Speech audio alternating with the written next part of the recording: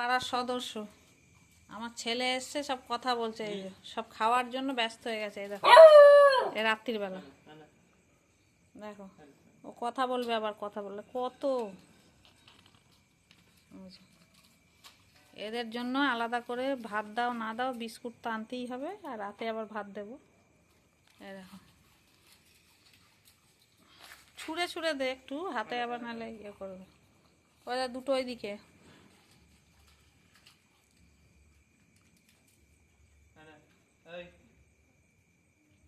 কালীকে দে।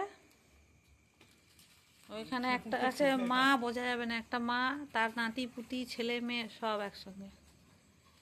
এর মধ্যে কোনটা ওর নাতি কোনটা ছেলে মেয়ে আমরা চিনবো।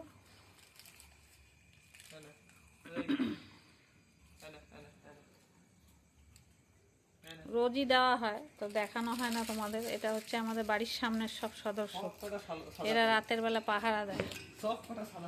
যত রাতই হোক, আমরা যখন খাই ও বসে থাকে, রাত 1টা বাজুক 12:30 12টা, আমাদের তো অনেক রাত হয়, তো বসে থাকে ওই দুটো ভাত খাবে। এই যে গ্রিলের বাইরে তো আমি ঠিক মতন দেখাতে পারছি না, দূরে দে, একটু দূরে দে, সব এক জায়গায় জড়ো হয়ে গেছে। ওই দেখ পিছনে একটা আছে, আয় আয়, ওইটাকে দে। ওটা খাচ্ছে না এই বিস্কুট। ও বাবা, মিষ্টি বিস্কুট খাবে? হ্যাঁ, তো গুইয়ে আনিস নি কেন? পার্লেজি রোজ দেওয়া, পার্লেজিটাই ঠিক আছে। কার কাছে?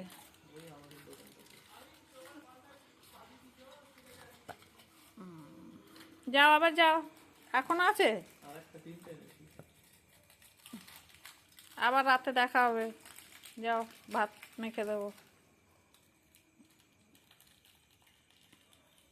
বড় দুটো হচ্ছে আগের লটের বাচ্চা, আর এবার ওই যে অনেকগুলো বাচ্চা। ওর মা একই রং, ও আপনারা চিনতে পারবেন না, আমরা ছাড়া কেউ চিনতে পারবে না।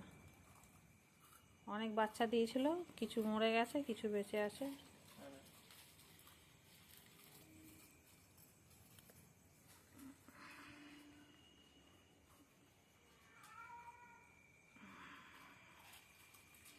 দেখানো হয় না বলে আজকে দেখালাম, খাওয়াচ্ছি বলে দেখালাম না, কিছু মনে করো না।